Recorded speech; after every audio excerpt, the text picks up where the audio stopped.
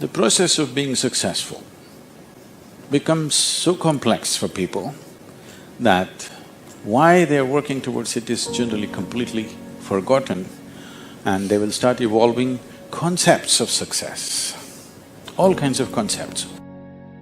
These concepts about being successful can be very crippling, and I've continuously been with people, they've reached a certain point of success and their concepts of success are not fitting, their life is not fitting into their concept of success and it's breaking it, and they think something is going wrong. It is not going wrong, they're just getting better, situations are pushing them on, but their concept is breaking up, so they're suffering their success. You will see any number of people going through these kind of things. When we talk about success, I'm sure all of you must be already having plans as to how to unfold this success in your life. Make your plans. Plan is good, but plans again can get caught up in things because you plan from what you know today. Nobody can plan from something that you do not know. Your plan means it is an exaggeration of today as a tomorrow. Right now you're here at a certain level, now you think, my plan means this must be 10 times more in this many years or whatever, or 100 times or 1,000,000 times or whatever. But plan is just essentially an exaggeration of what is today. Maybe there is a certain logic to it, maybe there is certain understanding of the logistic attached to it, but essentially it's an exaggeration of today. That means in many ways it's ruled out whatever other possibilities which are not yet in your experience. It's good to have a plan, but it's more important that you have a purpose. If you have a purpose, plans will evolve, things will happen, plans will fall apart, new things will come up. Whatever has to happen will happen. If you hold on to a certain purpose, other things will just serve that purpose. But if you are very committed to a plan as such, then plan can become a blueprint for restriction. It is also a possibility. It's all right to hold a plan, but you must hold a plan at a certain distance. You shouldn't get identified with the plan. The process of success see, essentially success is a desire in every human being. You can put some fire into it and make it your passion. But if it becomes a need within you that you must be successful, otherwise you will suffer, then you are heading for a problem, a serious problem. Our passions can turn into poison if we start becoming resentful for the non-fulfillment of those passions.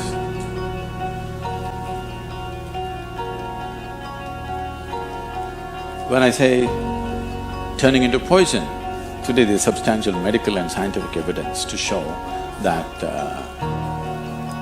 if you become resentful, when you resent something, when you're angry with something, when you're frustrated with something, we can medically today check, we can do a little bit of blood work and show you, you're actually putting poison into your system. These are poisons that you drink and you hope somebody else will die. Life does not work like that. If you drink poison, you die, and it's fair. It's very fair, isn't it? If you drink poison, you must die. I drink poison, I want him to die. It doesn't work like that. So these emotions always take away the fundamental ability. See, there is something called as a genius in a human being. Every human being has it, every human being touches it at some moment of life. But the question is, how often do you touch it? That's a question. You sparked once in your lifetime, that's not good enough. You must be sparking all the time, isn't it? What is genius? There are many ways to look at it. One simplest way to look at it is, when we say intelligence, we are always thinking logical thought. Now, logical thought will be meaningless probably in another 25 years, because your computer may be able to explore all the permutations and combinations of logical thought much quicker and better than you can do. So touching the genius means there's another dimension of intelligence within you.